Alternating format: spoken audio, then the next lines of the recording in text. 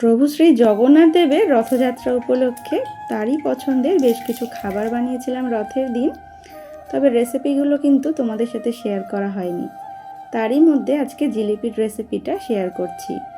প্রথমে একটা ছিদ্রযুক্ত পাত্রের মধ্যে আমি নিয়েছি মিষ্টির দোকানের টক দই 50 গ্রাম। দইটাকে হাত দিয়ে একটু ফেটে নিয়েছি, তারপর একটু জল দিয়ে একটু পাতলা স্মুথ করে দইটাকে ফেটিয়ে নিয়েছি। তারপর এর মধ্যে দিয়েছি 250 গ্রাম ময়দা। এরপর টক দই আর ময়দাটাকে একসাথে একটু হাত দিয়ে মেখে নিয়েছি। এরপর বারে বারে অল্প অল্প জল দিয়ে ময়দাটাকে ফেটাতে হবে। একবারে বেশি জল দেওয়া যাবে না, বারে বারে জল দিয়েই ময়দাটাকে মাখতে হবে। আমি বেশ কিছুক্ষণ ধরে হাত দিয়ে ফেটিয়েছি, তবে কিন্তু সেই স্মুথ ব্যাপারটা আসছিল না।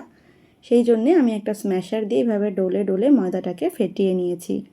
ময়দাটা ভীষণ ভালোভাবে ফেটানো হয়ে গেছে। এরপর হাতে নিয়ে দেখাচ্ছি, দেখো ময়দাটা একভাবেই পড়ছে, এর মানে ময়দাটা খুব ভালোভাবে ফেটানো হয়ে গেছে। এরপর ফার্মেন্ট হওয়ার জন্য 10 ঘন্টা রেস্টে রেখে দেবো ময়দাটাকে।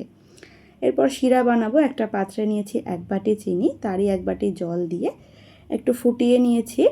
চিনির জলটা ফুটে গেলে দিয়েছি 1 চামচের মতো লেমন জুস, একটু কেশর দিয়েছি, একটা এলাচ ফাটিয়ে দিয়েছি। সব কিছুকে খুব ভালোভাবে জাল করে নিয়েছি। শিরাটা একটু গাঢ় হয়ে এসছে। সব শেষে 1 চামচ ঘি দিয়ে শিরাটাকে একটা বড় কড়াইতে ট্রান্সফার করে নিয়েছি। শিরাটা যখন উষ্ণ গরম ছিল তখন তোমাদেরকে আমি টেক্সচারটা দেখাচ্ছি। ঠিক এইরকম চ্যাটচ্যাটে টাইপের একটা টেক্সচার এনেছি আমি। এরপর 10 ঘন্টা পর ব্যাটারটাকে আমি আরও একটু ভালোভাবে হাত দিয়ে ফেটিয়ে নিয়েছি। জিলিপি বানানোর জন্য কিন্তু আমার কাছে কোনো বটল ছিল না। আমার এই গোলাপ জলের বটলটা দেখছো, এটা গোলাপ জলটা শেষ হয়ে গেছে। এই বটলটাকেই ভালোভাবে ক্লিন করে মুখটা একটু গোল করে ছিদ্র করে নিয়েছি। এর মধ্যে ব্যাটারটাকে ভরেই জিলিপিগুলোকে ভাজবো।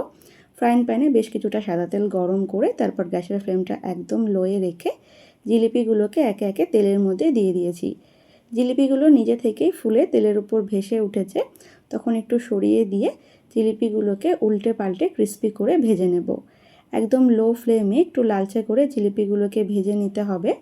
শিরাটা কিন্তু উষ্ণ গরম অবস্থাতেই জিলিপিগুলোকে ভেজাতে হবে। খুব গরম থাকলেও হবে না, আবার একেবারে ঠান্ডা থাকলেও হবে না। মোটামুটি উষ্ণ গরম অবস্থাতেই জিলিপিগুলোকে ভেজাবো। জিলিপিগুলো ক্রিস্পি করে ভেজে নিয়েছি। এরপর ডিরেক্ট তেল থেকে তুলে একটু অপেক্ষা না করে শিরার মধ্যে ডুবিয়ে দেব। মোটামুটি 1.5 থেকে 2 মিনিট করে জিলিপিগুলোকে ভেজাতে হবে। 2 মিনিট ভিজিয়ে রাখলেই ভালোভাবে রস অ্যাবজর্ব করে নেবে। জিলিপিগুলো রস অ্যাবজর্ব করতে করতে আমি আরও কিছু জিলিপি ভেজে নিচ্ছি।